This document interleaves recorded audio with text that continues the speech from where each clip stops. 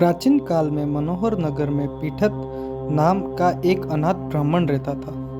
वह माँ दुर्गा का भक्त था। उसे संपूर्ण सद्गुणों से युक्त सुमति नाम की एक अत्यंत सुंदर कन्या उत्पन्न हुई। वह कन्या अपने पिता के घर में अपनी सहेलियों के साथ क्रीड़ा करती हुई इस प्रकार बढ़ने लगी जैसे शुक्ल पक्ष में चंद्रमा की कला बढ़ती है।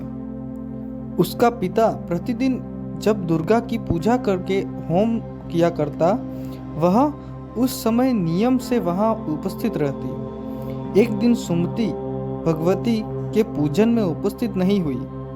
उसके पिता को पुत्री की ऐसी असावधानी देखकर क्रोध आया और वह पुत्री से कहने लगा, अरे दुष्ट पुत्री, आज तूने भगवती का पूजन नहीं किया, इस कारण मैं किसी कुष्ठ रोगी या दरिद्र मनुष्य के साथ तेरा विवाह करूंगा। पिता की बात सुनकर सुमति को बहुत बड़ा दुख हुआ और पिता से कहने लगी, हे पिता, मैं आपकी कन्या हूँ तथा सब तरह आपके अधीन हूँ। जैसी आपकी इच्छा हो वैसा ही करो, चाहे राजा से, चाहे कुष्ठी से, चाहे दरिद्र से, जिनके साथ चाहो मेरा विवाह करना चाहो कर दो, पर होगा वही जो मेरे भाग्य में लिखा है, क्योंकि कर्म करना मनुष्य के अधीन है पर फल देना ईश्वर के अधीन है। कन्या की निर्भयता से कहे हुए वचन सुनकर ब्राह्मण ने क्रोधित होकर अपनी कन्या का विवाह एक कुष्ठी के साथ कर दिया और अत्यंत क्रोधित हो पुत्री से कहने लगा, हे पुत्री, अपने कर्म का फल भोगो, देखें भाग्य के भरोसे रहकर क्या करती हो। पिता के ऐसे कटु वचनों को सुन सुमति के मन में विचार करने लगी, ओ मेरा बड़ा दुर्भाग्य है जिसे मुझे ऐसा पति मिला। इस तरह अपने दुख का विचार करती हुई वह कन्या अपने पति के साथ वन में चली गई और डरावने कुशायुक्त उस निर्जन वन में उन्होंने वह रात बड़े कष्ट से व्यतीत की। उस गरीब बालिका की ऐसी दशा देख देवी भगवती ने पूर्व पुण्य के प्रभाव से प्रकट हो सुमति से कहा, हे दीन ब्राह्मणी, मैं तुझसे प्रसन्न हूँ, तुम जो चाहो सो वरदान मांग सकती हो। भगवती दुर्गा का यह वचन सुन ब्राह्मणी ने कहा, आप कौन हो, वह सब मुझसे कहो। ब्राह्मणी का ऐसा वचन सुन देवी ने कहा कि मैं आदिशक्ति भगवती हूँ और मैं ही ब्रह्म विद्या व सरस्वती हूँ। प्रसन्न होने पर मैं प्राणियों का दुख दूर कर उनको सुख प्रदान करती हूँ। हे ब्राह्मणी, मैं तुझ पर तेरे पूर्व जन्म के पुण्य के प्रभाव से प्रसन्न हूँ। तुम्हारे पूर्व जन्म का वृत्तांत सुनाती हूँ, सुनो। तू पूर्व जन्म में निषाद की स्त्री थी और अति पतिव्रता पत्नी थी। एक दिन तेरे पति निषाद ने चोरी की। चोरी करने के कारण तुम दोनों को सिपाहियों ने पकड़ लिया और जेल खाने में कैद कर लिया। उन लोगों को तुझको और तेरे पति को भोजन भी नहीं दिया। इस प्रकार नवरात्र के दिनों में तुमने जो कुछ खाया और न जल ही पिया, इस प्रकार 9 दिनों तक नवरात्र का व्रत हो गया। हे ब्राह्मणी, उन दिनों में जो व्रत हुआ, इस व्रत के प्रभाव से प्रसन्न होकर मैं तुझे मनोवंचित कर देती हूँ। तुम्हारी जो इच्छा हो सो मांगो। इस प्रकार दुर्गा के वचन सुन ब्राह्मणी बोली, अगर आप मुझ पर प्रसन्न हैं तो दुर्गे, मैं आपको प्रणाम करती हूँ।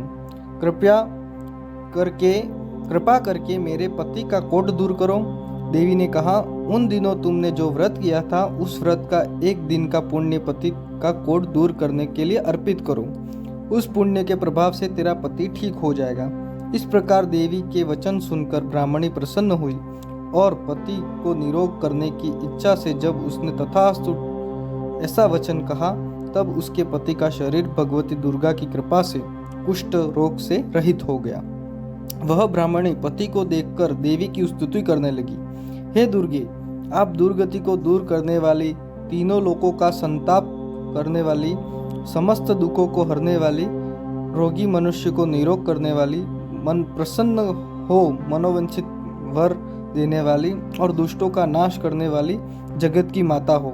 हे अम्बे, मुझ निरपराध अबला को मेरे पिता ने कुष्ठी मनुष्य के साथ विवाह कर घर से निकाल दिया। पिता से तिरस्कृत निर्जन वन में विचर रही हूँ। मेरा इस विपदा से उद्धार किया है। हे देवी, आपको प्रणाम करती हूँ, मेरी रक्षा करो। उस ब्राह्मणी की ऐसी स्तुति सुन देवी बहुत प्रसन्न हुई और ब्राह्मणी से कहा, हे ब्राह्मणी, तेरे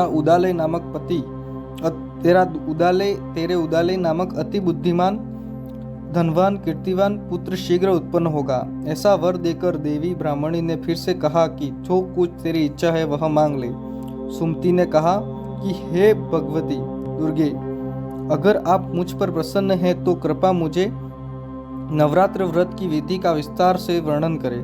ब्राह्मणी ने वचन सुन माँ दुर्गा ने कहा, हे ब्राह्मणी, मैं तुम्हें संपूर्ण पापों को दूर करने वाले नवरात्र व्रत की विधि बताती हूँ। चैत्र मास के शुक्ल पक्ष की प्रतिपदा से लेकर 9 दिन तक व्रत करे। यदि दिन भर का व्रत न कर सके तो एक समय भोजन करे। शुभ मुहूर्त पे घट स्थापन करे और वाटिका बनाकर उसको प्रतिदिन जल से सींचे। महाकाली, महालक्ष्मी और महासरस्वती की मूर्तियां स्थापित करे। बिजोरा के फल से अधर्य देने से रूप की प्राप्ति होती है। जायफल से अर्घ्य देने पर कीर्ति, दाख से कार्य की सिद्धि होती है। आंवले से सुख की प्राप्ति और केले से अर्घ्य देने से आभूषणों की प्राप्ति होती है। इस प्रकार पुष्पों व फलों से अधर्य देकर व्रत समाप्त होने पर 9वें दिन विधि विधान हवन करें। खांड, घी, गेहूं, शहद, जौ, तिल, बिल्व, बेल, नारियल, दाख और कदम्ब जैसी विभिन्न सामग्रियों से हवन करें।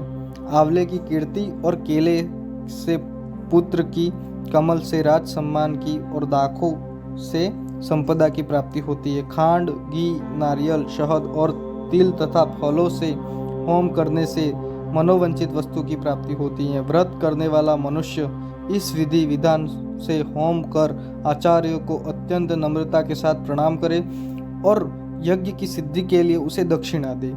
इस प्रकार बताई हुई विधि के अनुसार जो व्यक्ति व्रत करता है उसके सब मनोरथ सिद्ध होते हैं। इनमें तनिक भी संदेह नहीं है। इन 9 दिनों में जो कुछ दान दिया जाता है उसका करोड़ों गुना फल मिलता है। इस नवरात्र व्रत करने से अश्वमेध यज्ञ का फल मिलता है। हे ब्राह्मणी, इस संपूर्ण कामनाओं को पूर्ण करने वाले उत्तम व्रत को तीर्थ, मंदिर अथवा घर में विधि के अनुसार करें। जय बोलो अम्बे मात की जय।